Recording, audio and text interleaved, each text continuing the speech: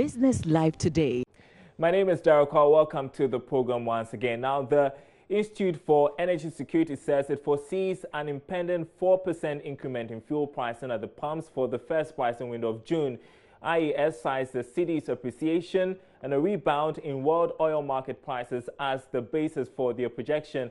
According to the research group, this is likely to erode the gains made by consumers over the past 4 weeks at the pumps. However, this, they say, would count as a relief for both bulk oil distributors and oil marketing companies.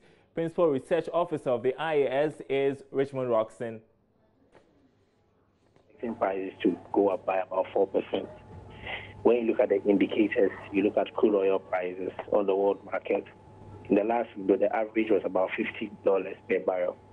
But as we speak, the average now is $53 per barrel. The prices are rising marginally because OPEC once again has decided to cut production up to June 2018. When you also look at the benchmark for gasoline and gas oil on the international markets, normally we look at the Platts because Platts is from Europe. The price has gone up from $510 per metric ton to $544 per metric ton for gasoline. For gas oil, it's also gone up from $432.60 per metric ton to about $458, representing about 6% change. Within the same period, the cedi depreciated as compared to the other window by about 1.18%. The cedi was trading around 4 cedis, $22. As we speak, it's around 4 cedis, $27 per average. For our inventory, the stock level we have is okay. It can take us by for 4 weeks of national demand. So putting this together, that's how come we are projecting that we're expecting fuel prices to go up by about 4%.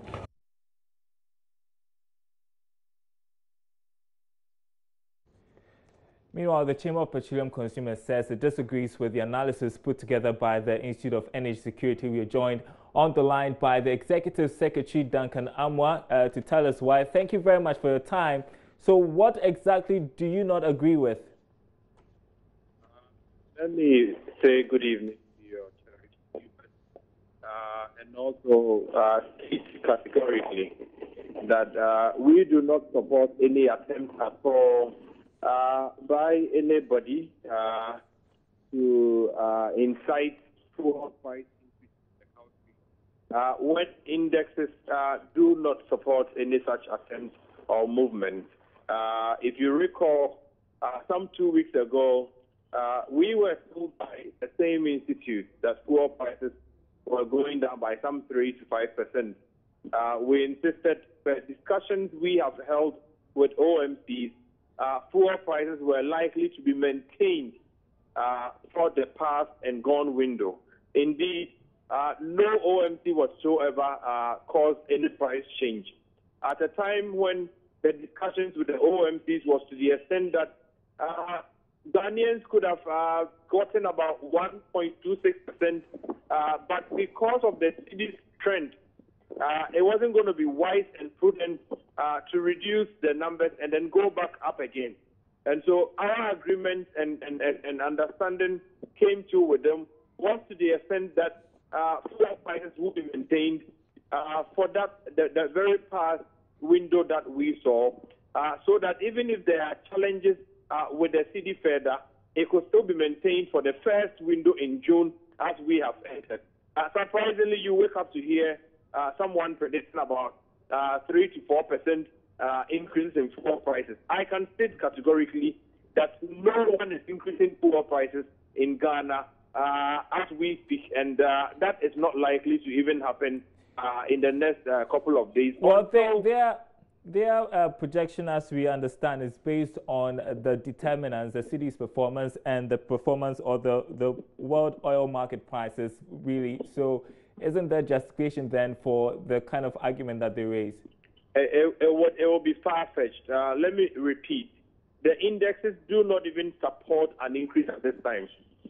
Just between yesterday and today, gasoline has gone down by some 2.66%. Just yesterday and today. So anybody talking about an increase is probably getting the whole dynamics wrong.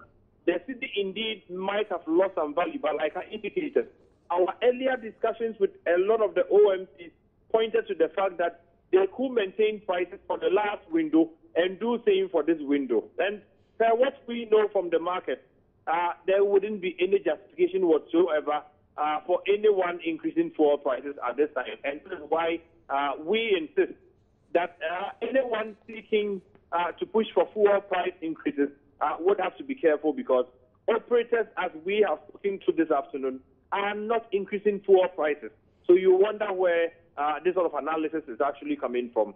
We need to be a little more careful in order not to incite people or players who may naturally not have sort of increasing to just go ahead and do so, because it looks that is what the market or the system is expecting from them. Indeed, there is no basis for any increases in fuel prices as far as the first window, the month of June, is concerned. It didn't go down the previous window. It wouldn't go up this window. That I can say with a lot of certainty.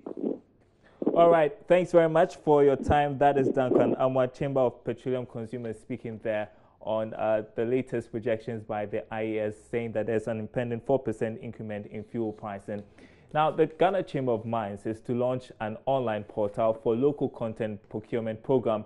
The aim is to increase local participation in the procurement process for mining companies in the country. It is part of initiatives by the Chamber to integrate mining activities into the local economy. This was made known by the President of the Chamber, Dr. Adokufo, in Accra at the Chamber's 89th Annual General Meeting. We would also wish to use this opportunity to urge government to invite businesses and investors through its one district, one factory policy to explore the opportunities in the mining sector.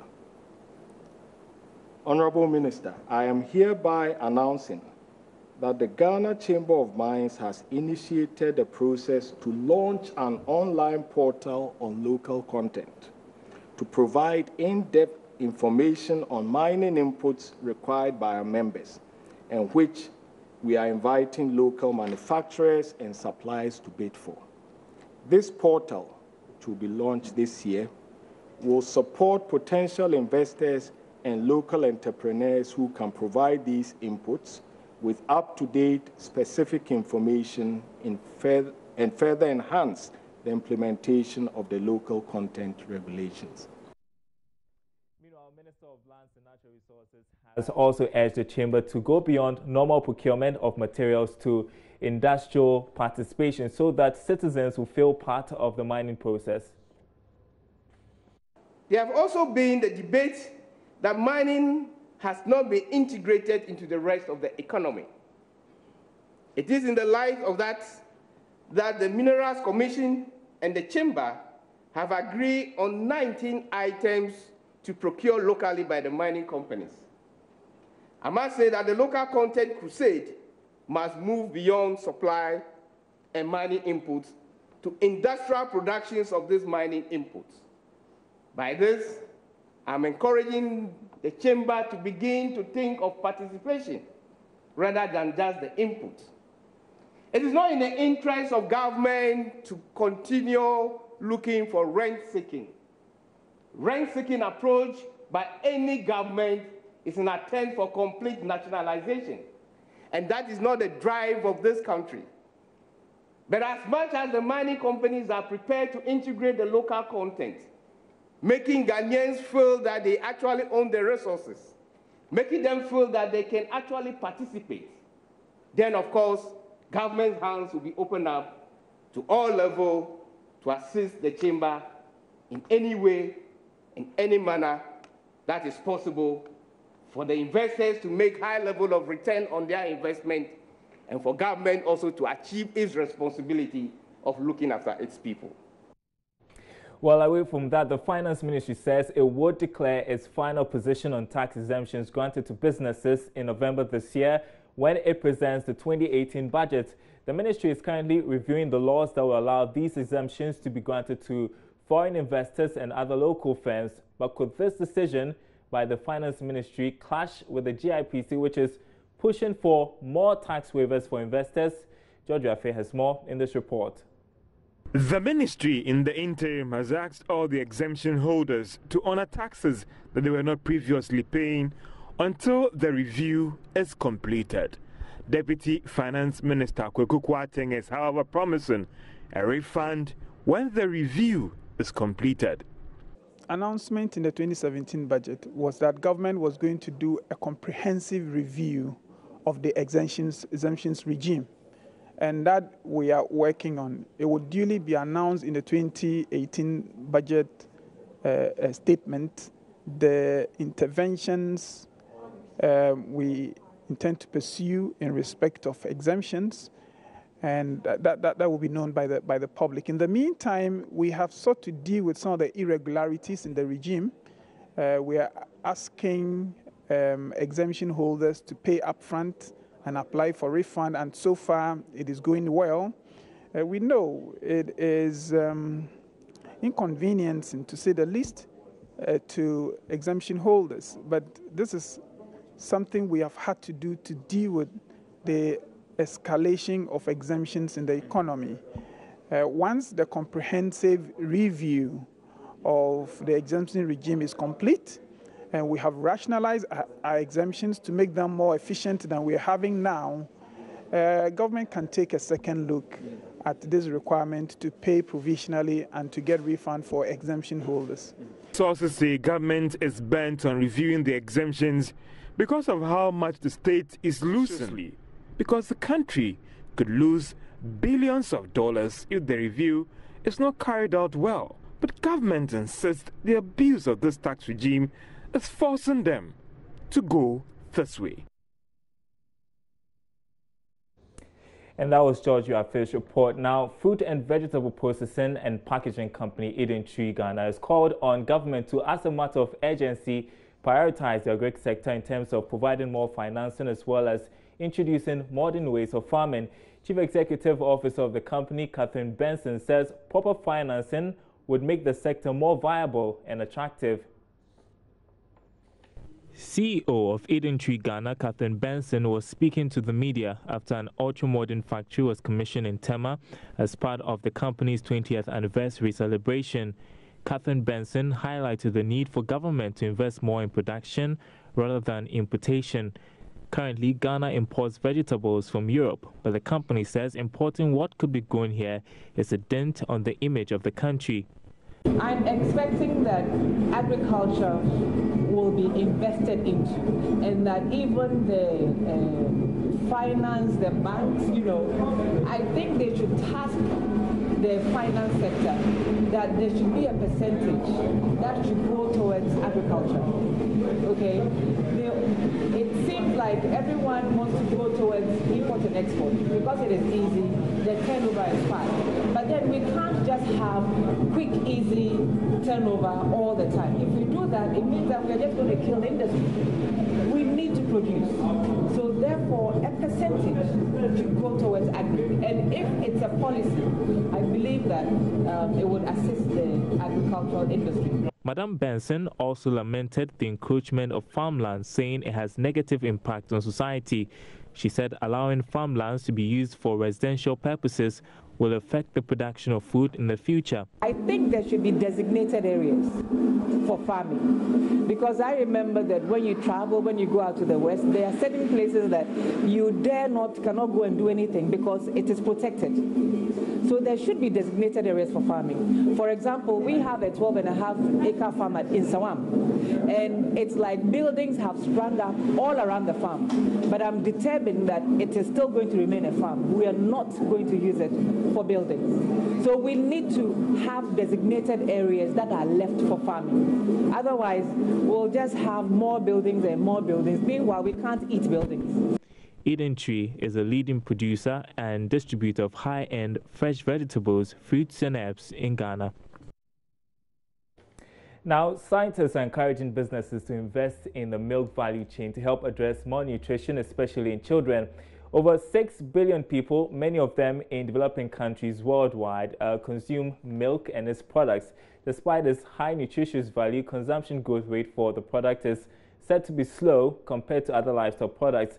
Prince Apia has been exploring the trend as the world marks Milk Day. According to the United Nations Children's Fund, UNICEF, more than 1 in 5 children in Ghana suffers chronic malnutrition. Meanwhile, milk and other dairy products, according to Food and Agriculture Organization research, are critical to addressing the issue. When do you take milk? Twice every week. Yeah. Why? Normally, my meal is not nice without milk. That's why I take milk. Yeah. Oh, apparently, I normally don't take milk, but I do take milk products. A product like yogurt. It's all because I'm lactose intolerant. And since yogurt is a perfect substitute for me taking in milk, and it also contains all the necessary nutrients, I do take in the yogurt to meet my requirements for taking milk. Or yogurt is that I take it whenever I'm hungry, and there is no food around. When you take it, you can survive with it for quite a very long time. The pressure to achieving the goal necessitates creation of businesses along the value chain to increase consumption. Emmanuel, Caleb, and Emanuela are 3 final-year agriculture students at the Kwame Nkrumah University of Science and Technology. They are breaking new ground to take up the challenge. And the main idea of our program is to make us entrepreneurs. So we saw the need and the whys to start this before even we complete school. What are the challenges you face in engaging yourself in this particular business? Milk products in this country are not produced from fresh milk because our breeds in Ghana don't produce as much as milk that we can use to produce milk products. So we use reconstituted milk powder to produce milk products in the country. So the cost of this milk powder makes this business quite cost intensive when you're starting. In the lab, you need to. Dean of the Faculty of Agriculture at the KNUST, Reverend Professor Sarkodie Ado, indicates farmers must keep animals to increase local milk production. Kenya, for instance, they are doing very, very well in fresh milk production. Almost every farmer has 1 or 2 milk producing animals, and they produce and they sell. So you can go to the shops, you can still have fresh milk. So if you can copy the example of Kenya, you may not be able to produce it so much as the white man's place, but at least to do something so that we make milk available for people to consume. Meanwhile, Assistant Research Fellow at Agriculture Department of KNUST, Godwin Daku, says businesses will have to capitalize on opportunities. And it can be used in the household, so every time there is fresh milk at home for consumption. You can also process the milk into soft cheese, which is locally known as wagash. And what they are doing is as equally good as the international cheeses that we know. All that has to be done is that a storage room has to be created for the right temperature and humidity created to take the fresh or the soft cheese through the ripening process. It is the hope of researchers and industry players that Ghana could become one of the leading producers and consumers of milk in order to overcome malnutrition. Prince Apia reporting. Interesting stuff. You're watching Business Live. Now, the Chamber of Bulk Petroleum Consumers says it takes very serious notice of an announcement of a proposed program by the National Road Safety Commission to slap a flat charge on all vehicle owners across the country effective 1st of July 2017. Per this new program, the various categories of vehicle owners are expected to cough up some additional monies whenever they are registering a new car or go for a roadworthy renewal from the Driver and Vehicle Licensing Authority. We'll bring you more on that on our interview of the day. Right now, we take a short break. We'll be right back.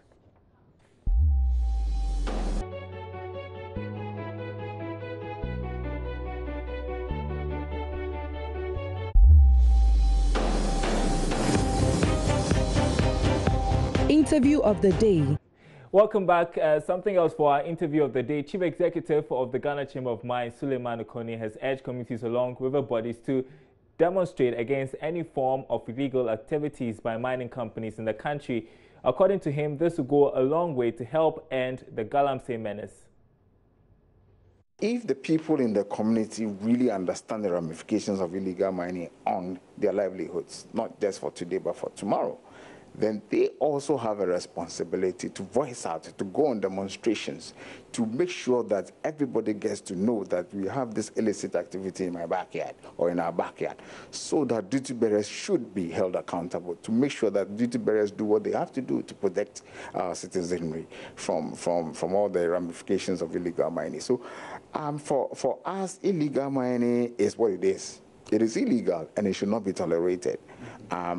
Given that government has seen the wisdom to make provision for small-scale mining, our call generally would be that anybody who wants to do mining on a small scale naturally has to go for a license, and then he will be, regulated to do legitimate small-scale mining. Okay. So should I take your word that any community who might suspect or seen a mining company or either small scale or large scale engaging in any illegality, say Galamsey, should demonstrate and show? Yeah. Because oftentimes you get the impression that when communities inform duty bearers within, their jurisdiction about some of these illicit activities, they turn a blind eye.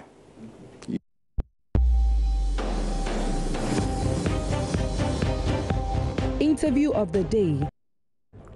And thanks for staying with us. As always, Business Live returns next week. My name is Daryl Kwao. Enjoy your weekend.